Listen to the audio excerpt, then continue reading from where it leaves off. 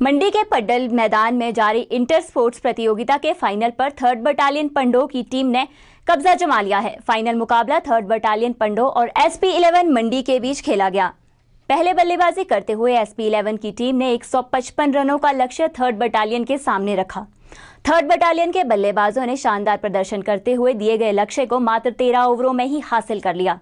समापन समारोह की अध्यक्षता SP मंडी RS नेगी ने की। उन्होंने विजेता और उपविजेता रहे प्रतिभागी को पुरस्कार देकर सम्मानित किया।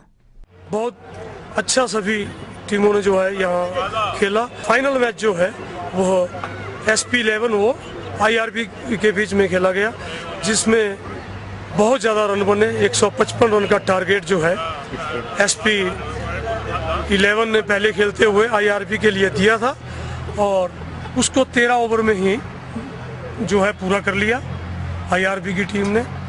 और उनके खिलाड़ी प्रवीण जो है उसका बहुत बढ़िया प्रदर्शन रहा। मैन ऑफ द मैच और मैन ऑफ द सीरीज उन्होंने ही जीता। प्रदेश में 12वीं विधानसभा की सत्ता के बाहर होने के कारणों का आत्ममंथन करने के साथ भाजपा ने मंडी लोकसभा सीट के उपचुनाव के लिए कमर कस ली है। विधानसभा चुनाव में मिली हार को तो पार्टी ने स्वीकार कर लिया, किंतु मंडी उपचुनाव में भाजपा किसी भी कीमत पर बैकफुट पर नहीं जाना चाहती। पेश है एक रिपोर्ट। भाजपा पूर्व कर्मचारी प्रकोष्ठ ने चुनावों के दौरान जनता द्वारा सुनाए गए फैसले को स्वीकारते हुए लोकसभा चुनावों में पार्टी को मजबूत स्थिति में लाने का संकल्प लिया है। मंडी स्थित सर्किट हाउस में आयोजित बैठक में पूर्व कर्मचारी प्रकोष्ठ के सदस्यों ने भाजपा की नीतियों को घर घर तक पहुंचाने की बात कही, ताकि आने वाले लोकसभा चुनावों में पार्टी को जीत दिलाई जा सके। शनिवार को मंडी स्थित सर्किट हाउस में भाजपा पूर्व कर्मचारी प्रकोष्ठ की एक बैठक का आयोजन किया गया, जिसकी अध्यक्षता प्रकोष्ठ के संयोजक इंद्रजीत शर्मा ने की। बैठक में सबसे पहले मेंढर सेक्टर में पाकिस्तानी सैनिकों द्वारा घुसपैठ की कड़े शब्दों में निंदा की गई और भारत सरकार से इस ओर ठोस कदम उठाने की मांग भी की गई। हमारे भारतीय सैनिकों के सिर काट के पाकिस्तान के सैनिक ले गए हैं, उसकी भरसक निंदा करते हैं और भारत सरकार से अनुरोध करते हैं कि इसके ऊपर कड़ी से कड़ी कार्रवाई की जाए, ताकि दुश्मन हमारे पर दुस्साहस न करे, दोबारा इस तरह हरकतें न करें। इसके साथ ही बैठक में भारत सरकार द्वारा रेल किराए में की गई वृद्धि को लेकर भी रोष जाहिर किया गया और इसे तुरंत प्रभाव से वापस लेने की मांग भी की गई। बैठक में पूर्व कर्मचारियों ने पार्टी को मिली हार को लेकर मंथन किया और आगामी लोकसभा चुनावों में पार्टी को अधिक से अधिक मतों से जीत दिलाने का संकल्प भी लिया। का मिश्रण अब लोकसभा का चुनाव आने वाला है।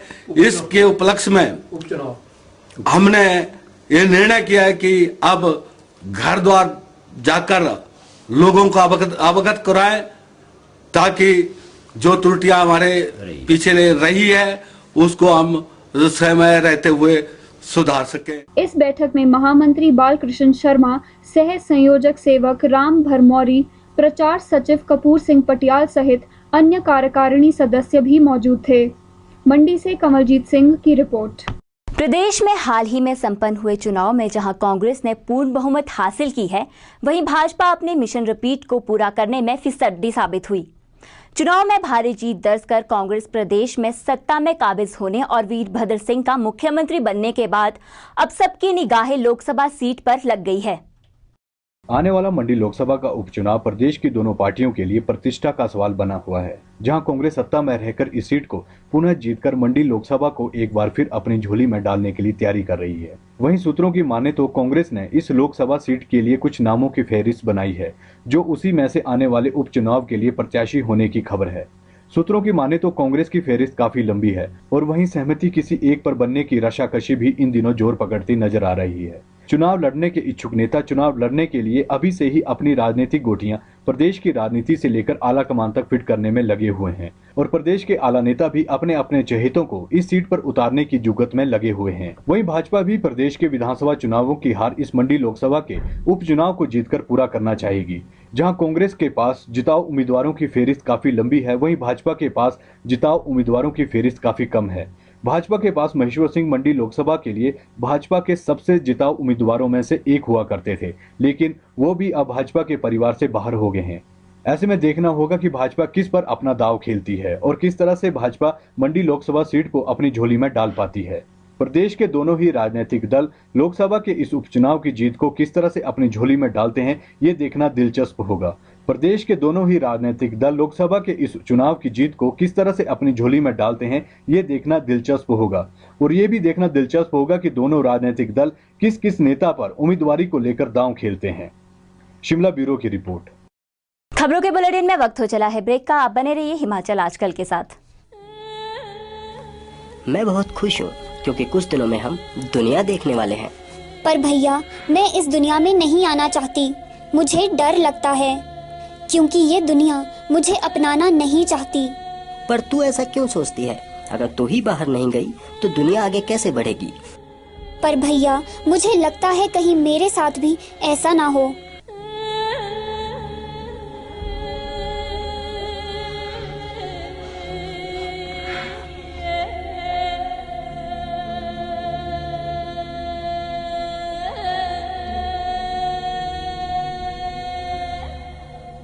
कोख को कब्र मत बनाओ, कन्या भ्रूण हत्या को रोको, क्योंकि कन्या नहीं तो कल नहीं। हिमाचल आजकल द्वारा जनहित में जारी।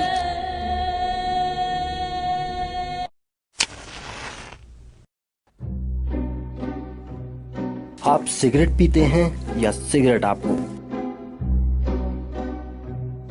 धूम्रपान के कारण हर साल लगभग 17.3 करोड़ लोग मौत की आगोश में चले जाते हैं। इसलिए आज ही धूम्रपान को कहें अलविदा।